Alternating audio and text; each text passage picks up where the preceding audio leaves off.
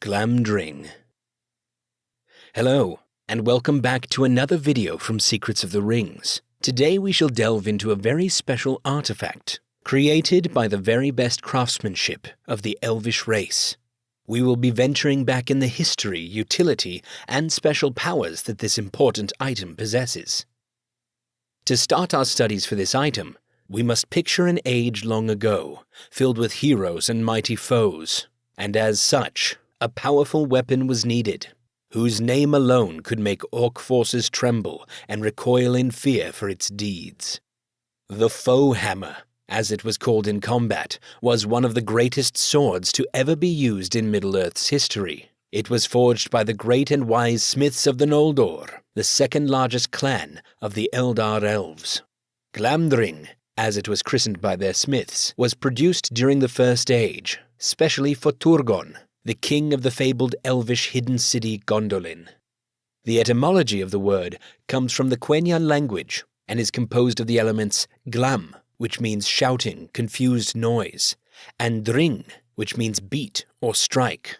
Together, the elements meant foe hammer. It was described as being a white and gold sword with a beautiful scabbard and jeweled hilt, and it was said to shine with a cold blue light when orcs were encountered nearby, due to its runic incantations throughout the blade.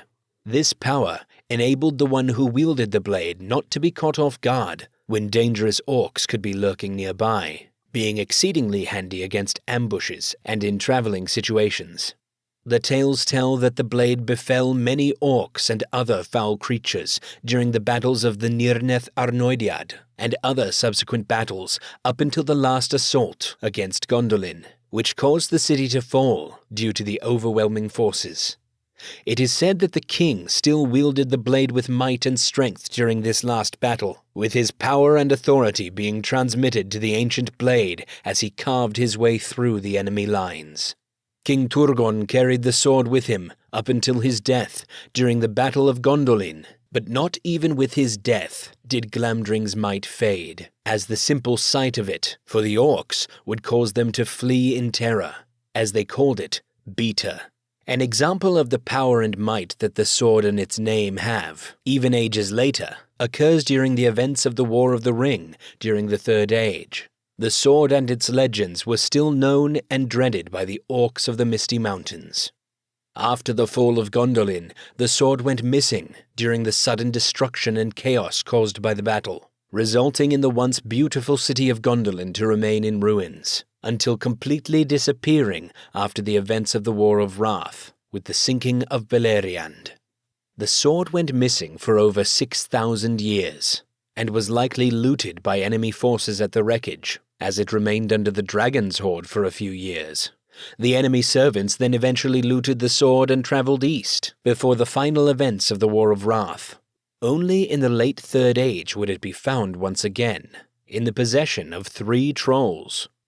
Another theory, although unlikely, as it does not possess any mentions in history, is that Idril and Tuor rescued the sword from the fall of Gondolin, taking it to the havens of Sirion, and then into Lindor, or Eriador, but were caught somewhere along the way, and lost the item to the enemy forces, disappearing from the world stage for thousands of years.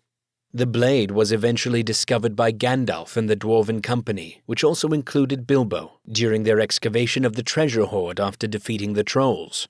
Alongside the blade, Orcrist and Sting were also found, with Sting being collected by Bilbo and Orcrist going to Thorin. Gandalf was initially intrigued by the blade's clear might and mysterious runic inscriptions.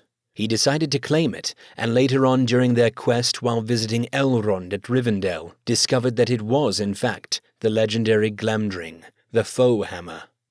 Elrond also mentions that the sword was actually an heirloom, as it belonged to his great-grandfather, heirloom of the Elder Days. From that moment, with Elrond's permission to continue using the sword, Gandalf would use the blade during all important events of the War of the Ring that he attended. A few such events are listed here. The assault at Dol Guldur, when he and the White Council drove Sauron out from the old fortress. During the Battle of the Chamber of Mazarbul. The fight against the Balrog during the Fellowship's escape from Moria. At the Bridge of Khazad-dûm. when he uses the sword to defeat the Balrog in a powerful strike after their days of battle, also passing away in the process at Zirach-Zigil. Although it was his demise, Gandalf was still in possession of Glamdring upon his return, while vested in white robes, returning as Gandalf the White. He then bore the sword during the remaining battles of the War of the Ring, which included the battle for Helm's Deep, the Battle of Gondor and Pelennor Fields, with a close and short encounter against the Witch King himself, and the final Battle of Morannon, also known as the Battle of the Black Gate, the entrance to Mordor itself. It is unclear the fate of the blade during Gandalf's final days in Middle-earth, if he carried the sword with him across the sea into the Undying Lands, as he did with others, as he similarly took Bilbo and Shadowfax, or if he left it as an heirloom to a kingdom such as Gondor, as weapons are not a necessity in the Undying Lands.